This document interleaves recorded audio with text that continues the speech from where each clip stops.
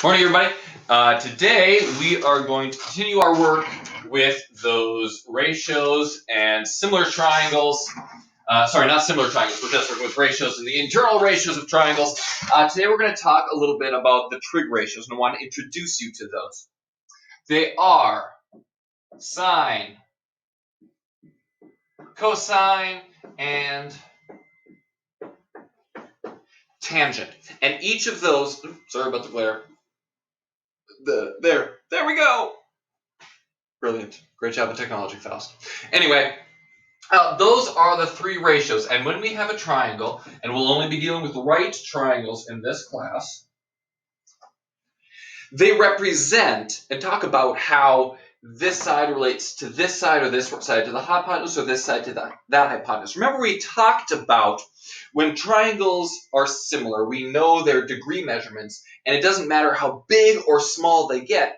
If I know this is a 42-degree angle, let's just say it's 42 for now, a 42-degree angle, it doesn't matter how big the right triangle is or how small it is, because those internal ratios will stay the same. This side divided by this side will always be the same, no matter how big or how small the triangle gets, because it's always 42. We know that it's 42 degrees. And with those similar triangles we talked about, the ratio stays the same. Okay? So I'm going to give you a tool called Sohcahtoa. This is a memory device. Sohcahtoa is not the actual math term, but it's a good memory device. Okay? We talked yesterday about how the opposite and the adjacent sides change depending on what angle you're talking about, but the hypotenuse will always stay the same. So I'm going to make this 42-degree angle kind of the important angle that we're going to start talking about today. Relative to this angle, we know from yesterday, this is my hypotenuse. We know that this is the opposite side, and that this is the adjacent side. Okay? Relative to this angle. If we were talking about this angle, the opposite and the adjacent would flip, the hypotenuse would stay the same. Okay? So these are my three ratios. Sine is the ratio of the opposite side, that's the O, over the hypotenuse. So the sine of 42 is opposite over hypotenuse.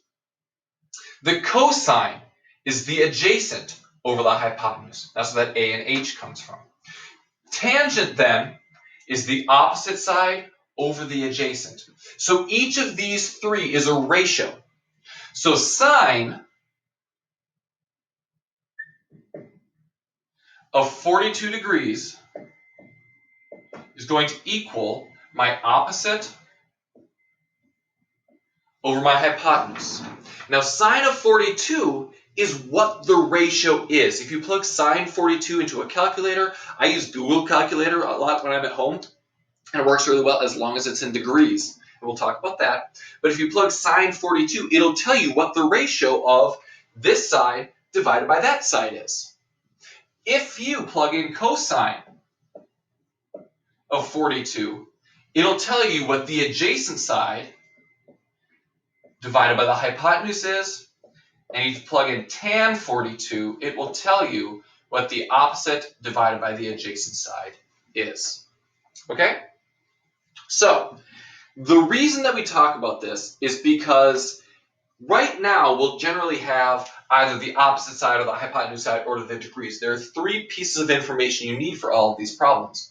The degree measurement, the opposite of the hypotenuse, or the adjacent of the hypotenuse, or the opposite and adjacent, depending on which ratio you want to use. But when we are missing one of those pieces, this allows us to find it. So if we were looking at a right triangle, and we didn't know what this degree measurement was, but we knew the length of these two sides, we could use our tangent ratio to solve it. If we knew this side and the degree measurement, we could calculate what this side was using the tangent ratio. And we'll get to calculating tomorrow. Today, I just want to make sure that we're clear on how to write sine, cosine, and tangent equations. Okay, so looking at this problem is pretty much done for us. This is what we're looking to make and to do today. is be able to write sine of 42 equals opposite over the hypotenuse. I'm going to give us another triangle. I'm going to put some numbers in there, and then we'll practice some of those things.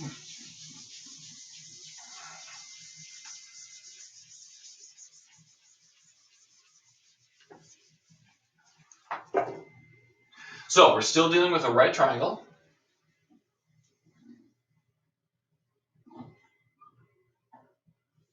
And I'm going to say,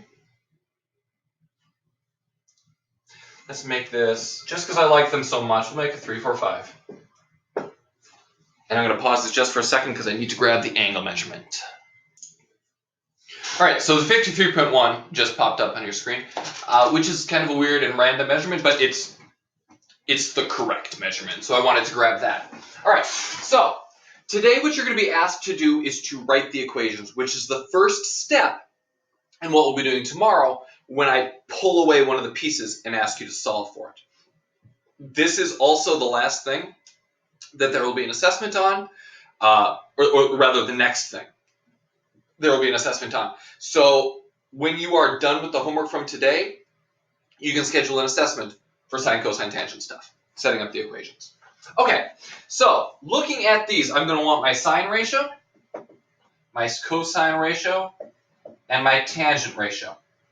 Now for all of these, the important degree measurement is this 53.1. We could do it from the other side, but we're not going to right now. And I'll always tell you which angle is important. Okay, so for all of these, it's the sine of 53.1, the cosine of 53.1, and tangent of 53.1. Okay, and when you put these equations into a calculator, and I'll teach you tomorrow how to actually put them into Google, so that, because I'm assuming we all have access to Google, I hope. If you're on the internet, Google. So sine of 53.1, cosine of 53.1, and tangent of 53.1. Okay, and each of these, if you plug sine of 53.1 in, you're going to get a decimal. We've been writing everything as fractions, but if you actually divide everything, you're going to end up getting a decimal, usually, and sometimes a very, very long one, usually a very small one as well, like just over 1 or just under 1, unless we start dealing with some really crazy degree measurements. Okay, looking at these, then I want to fill out what side over what side. So sine, if we look at Sohcahtoa, sine, that S, is opposite, that's what the O stands for. Hypotenuse is what the H stands for.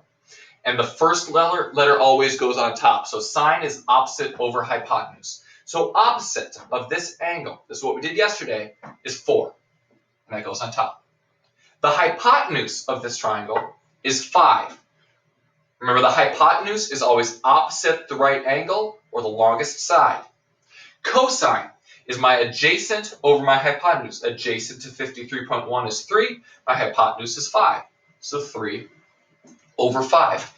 One of the trickier parts, and I'll tell you guys right now, there's a lot of tricky parts to this, but one of the tricky parts is differentiating between adjacent and hypotenuse. You've got to have those down. If you're still struggling with this stuff yesterday, take your time with this. Don't just throw numbers into it. Because if I'm asking for something, you're going to have a lot of options, and you have to make sure you're plugging it in correctly. Tangent of 53.1. Tangent is opposite over adjacent. Opposite this angle is 4, adjacent is 3, so this will be 4 over 3. So if this is 53.1, then I know that this side is 36.9. Did I do my math right? Instead of just looking at the number? About 36.9. I think it's technically 36.8 because the decimals were being rounded weird, but 36.9 for this angle. So take a second and do these 3 on your own. So there'll be 3 problems here. Before you start, there we go. Make sure that you're talking about this angle. So what's opposite and what's adjacent is going to change, but your hypotenuse stays the same. So you're going to write 3 fractions. Question 1, and the cosine, and the tangent. Okay, taking a look at these. Sine of 36.9. Sine is opposite over hypotenuse. Sine opposite hypotenuse, 3 over 5. Cosine, is adjacent over hypotenuse. From this angle, because we're doing 36.9, adjacent is 4, the hypotenuse is 5. Tangent of 36.9. Tangent is opposite over adjacent. Opposite over adjacent will give me 3 over 4. So hopefully that's what you got, and I want to talk about a couple of things. Number 1, sine and cosine. Sine of 53.1 was 4 over 5. Cosine of 36.9 is also 4 over 5. Okay? They flipped. It's a different angle measurement because we're looking at it from a different angle, but the ratio actually ends up being the same. Just like cosine and sine both just flipped. Tangent of 53.1 and tangent of 36.9, notice, are the inverse of each other. The 4/3 got flipped to 3/4. So there's a lot of relationships here, and it's all because we're dealing with ratios. I'm going to stop there because I want to give you some practice writing all of the equations. Tomorrow, I'm going to start taking some of these pieces away. So you're going to need to be able to write the equations and then solve for the variable, wherever the variable is. But these are new equations to us, so I want to spend some time practicing just the equations. So homework is posted. As soon as you are done with the homework, you're ready for an assessment. I should have mentioned that in class because I'm realizing that when you watch this, that will be in the past, even though it's in my future. Now I feel like Endgame. Anyway, have a great day. Enjoy quarantine. Stay safe out there.